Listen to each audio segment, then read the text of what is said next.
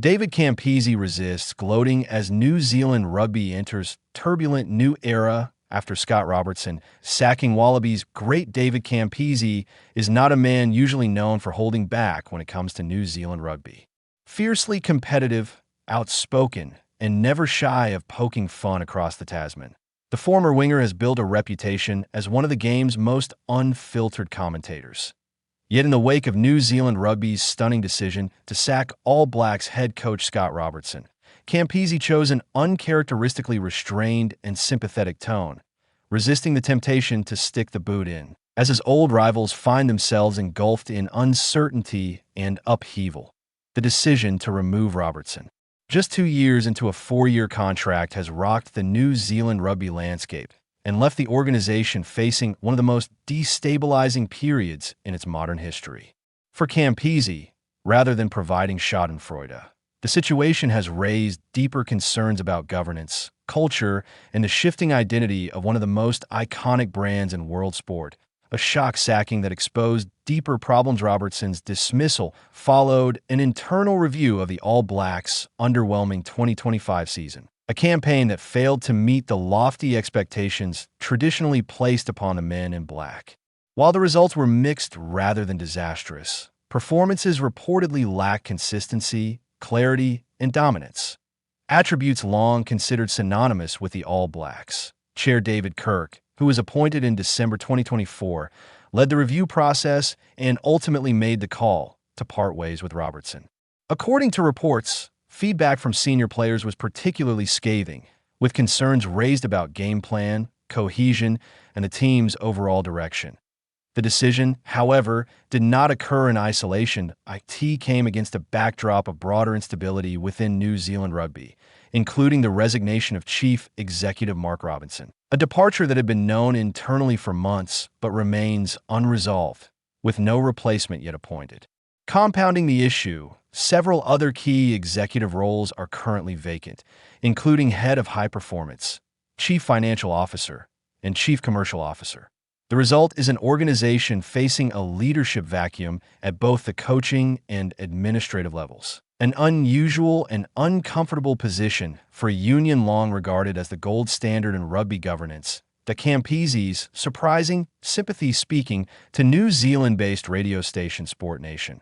Campese admitted that he found the situation both baffling and troubling. Not amusing. "It's bizarre, isn't it? I don't know what's wrong with you guys," he said, addressing the unfolding crisis across the Tasman. From such a stable organization many years ago, with the brand, the culture, and the history of the All Blacks. Now it's a corporate company, isn't it? The comment cut to the heart of what many critics believe has changed within New Zealand Rugby over the past decade. Where once the All Blacks were perceived as a tightly aligned rugby-first operation, there is now a growing sense that commercial imperatives, corporate structures, and boardroom politics have diluted the clarity of purpose that defined the organization for generations. For Campese, the shift represents more than a governance issue. It strikes at the soul of the game. "It's very sad, actually," he continued. "It's such a great country and such a great tradition. To see this happen is not good for the game." NZR's crisis moment. While the term crisis is often overused in sport, the current situation at New Zealand Rugby has many of the hallmarks of genuine organizational distress. The All Blacks, the sport's most valuable and recognizable brand, are without a head coach. The chief executive role, arguably the most important off-field position, remains vacant. Key departments responsible for high performance, finance, and commercial strategy are also leaderless. Chair David Kirk has effectively assumed operational command in the interim, guiding the review process and overseeing the immediate fallout from Robertson's departure. However, even supporters acknowledge that this is not a sustainable long-term arrangement.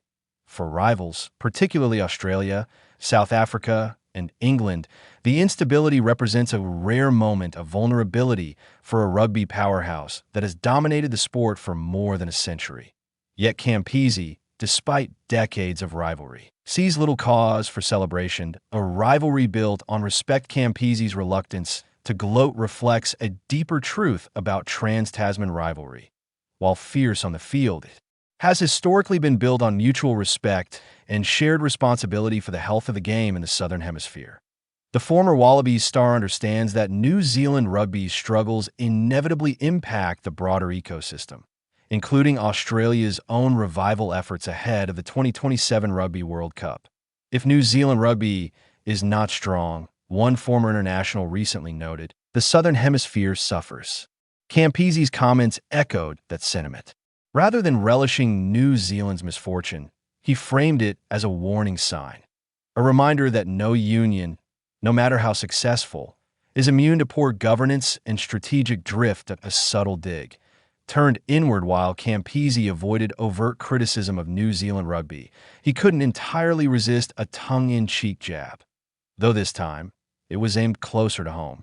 Reflecting on the coaching merry-go-round in Australian rugby, Campese pointed out that two of the Wallabies' past three head coaches have been New Zealanders.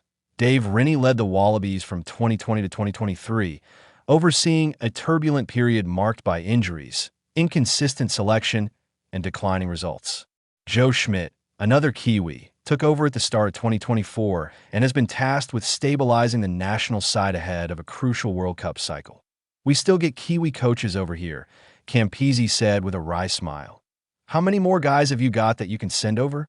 The comment highlighted a long-standing criticism of Rugby Australia's reliance on overseas expertise, particularly from New Zealand, rather than investing in domestic coaching pathways. "We got to try and find our own coaches," he added, "to play our different style of rugby." A turning point for the Wallabies, in fairness to Rugby Australia. That shift is already underway. From July, Queensland Reds head coach Les Kiss will assume control of the Wallabies following Schmidt's decision to step down. Kiss, an Australian, represents a deliberate move toward homegrown leadership, something Campese has advocated for years. However, despite his long history of outspoken criticism, Campese opted for caution when asked directly about Kiss's appointment. "I think I'd rather stay away from that," he said, laughing. "I've been in so much trouble in the past, so I will keep my thoughts to myself." The response was telling. Campese has often found himself at odds with Rugby Australia over coaching decisions, selections, and strategy. His decision to bite his tongue suggests an awareness that Australian rugby, much like its New Zealand counterpart, is entering a delicate phase where unity may be more valuable than controversy. Lessons for both sides of the Tasman. The upheaval at New Zealand Rugby offers cautionary lessons not only for the All Blacks, but for every major union navigating the modern professional era. The balance between tradition and commercial reality is increasingly difficult to strike. High-performance sport demands innovation, adaptability, and ruthless decision-making, but it also relies on trust, stability, and a clear sense of identity. For decades, New Zealand Rugby appear to have mastered that balance better than anyone. The current crisis suggests that even the strongest systems can falter when alignment breaks down between boardrooms, coaching staff, and players. Campese's reflections, stripped of rivalry and bravado, underline a shared truth.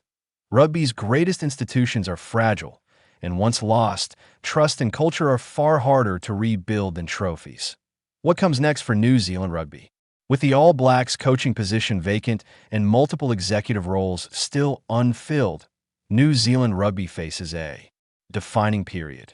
The appointment of Robertson's successor will be closely scrutinized, not only for rugby credentials, but for leadership style, alignment with players, and ability to navigate a complex governance environment.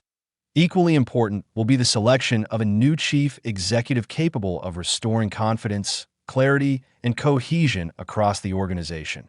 For now, David Kirk's steady hand provides short-term stability. But as Campese's comments subtly imply, long-term success will depend on whether New Zealand Rugby can rediscover the values and structures that once made it the envy of the sporting world. A rival's warning, not a taunt. In choosing empathy over mockery, Campese delivered perhaps the most cutting observation of all. Rather than laughing at New Zealand Rugby's turmoil, he reminded them, and everyone watching, of what they once were. From the outside, it sounded less like a rival's taunt and more like a warning from someone who understands how quickly greatness can slip away. For the All Blacks, and for the game itself, The hope is that the lesson is heard before lasting damage is done.